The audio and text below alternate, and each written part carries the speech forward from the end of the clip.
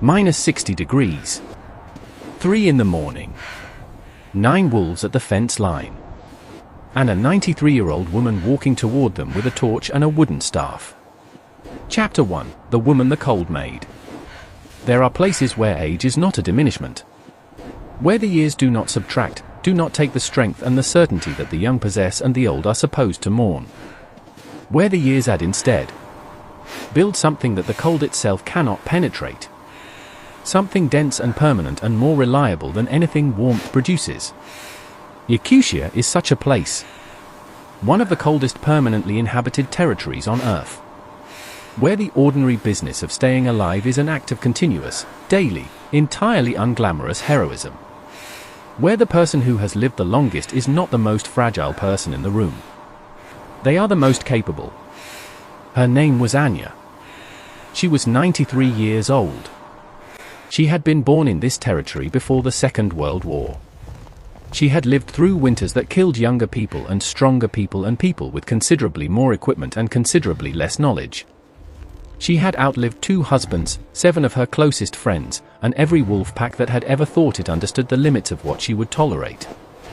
She rose before dawn. Like every morning. Like every morning for 93 years. Chapter TWO: The 1,000. 1,000 cattle. 3 generations of a family's accumulated effort. Every frozen morning. Every calf born in temperatures that should have made birth impossible. Every wolf attack repelled across decades of doing exactly this, standing between the herd and the thing that wanted it. She knew every one of them. Not as livestock. As individuals, their sounds, their rhythms, the specific distress call of each animal that she could distinguish, at distance, in the dark, through the wind, from every other sound the Arctic night produces. The wolves had been circling for 3 days. She had read their tracks on the first morning, fresh, several sets, moving in the specific patient pattern of a pack that is not hunting yet but is doing what precedes hunting. Learning. Calculating. Finding the weakest point with the same cold efficiency that the permafrost applies to everything. Slowly. Thoroughly. Without hurry. With all the time in the world. Anya did not intend to give them any of it. Chapter 3: The Night They Came. They came at 3 in the morning. The hour that the Arctic winter reserves for its most serious business. The hour when the cold is at its absolute and the darkness has been complete for so long that light feels less like a memory and more like a theory. The cattle told her before she heard anything. The herd sound shifted, not the sudden panic of immediate crisis but the specific, preliminary change in frequency that precedes it.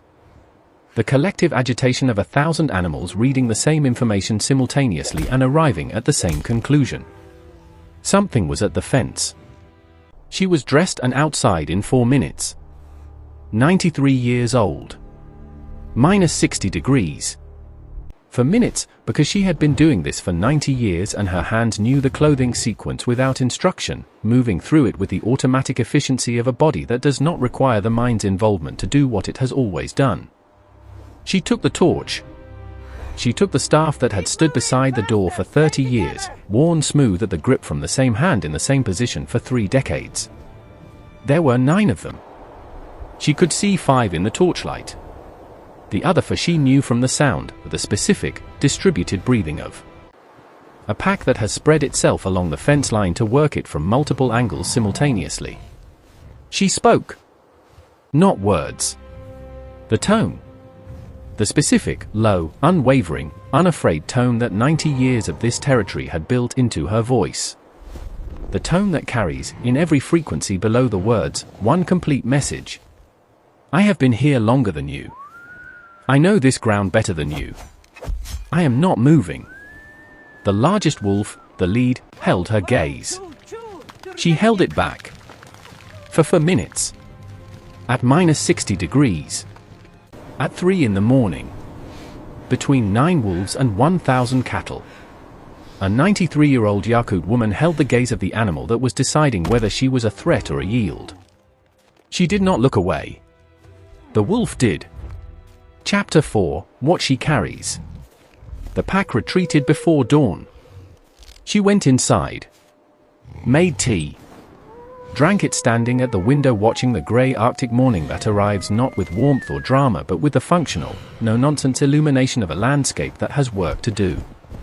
She thought about her grandmother, who had taught her the wolves, had taught her, across the winters of her childhood, the specific knowledge that exists nowhere in any book, knowledge passed from elder to child in the cold of the shelter field, in the long dark of the Arctic winter, in the language of experience that does not translate into instruction. How close is too close? How to read the pack from the distribution of sound in the dark? How to hold the gaze of the lead animal without threatening and without yielding?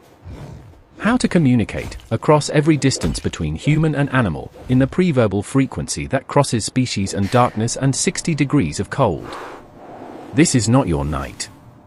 She had passed this knowledge to her daughter to her granddaughter. The granddaughter was in Yakutsk now. In the warm apartments. In the life that the young people of Yakutia had been choosing for 2 generations. When Anya was gone, the knowledge would go with her. Unless someone was watching carefully enough. Chapter 5, What 93 Knows. The wolves are still on the ridge. She knows they are there. She goes out anyway. This is what 93 years in the Arctic produces, when the years are spent paying attention to the right things in the right way, not the strength that peaks at 30 and declines at 60 and fails at 80. A different kind. The kind that is made of 93 winters. Of a grandmother's voice in the dark. Of 30 years of the same hand on the same staff. Of knowing, in the specific, bone-deep, unshakable way that only experience builds, exactly what she is capable of. And knowing it is enough. The torch. The staff. The 4 minutes. The lead wolf, looking away. The 1,000 cattle, breathing in the dark behind her. It has always been enough. It always will be. There is a kind of strength that does not peak at 30 and decline at 60 and fail at 80 and disappear at 90. There is a kind of strength that is made of 93 years. Of a grandmother's voice in the dark. Of 30 years of the same hand on the same staff beside the same door. Of knowing, in the specific, unshakable, experience-built way that no training program produces and no equipment replaces, exactly what you are capable of. And knowing it is enough. This channel finds the people who have that kind of strength. In the Arctic and the jungle and the frozen forest and the places where the modern world has not yet replaced the old knowledge with something more convenient and considerably less efficient. Subscribe for the stories of the last keepers. The ones who hold the gaze. Share this video today with someone who has underestimated what age is capable of. With someone who needs to know that the wolves look away. They always do. Subscribe. Share. Hold the gaze.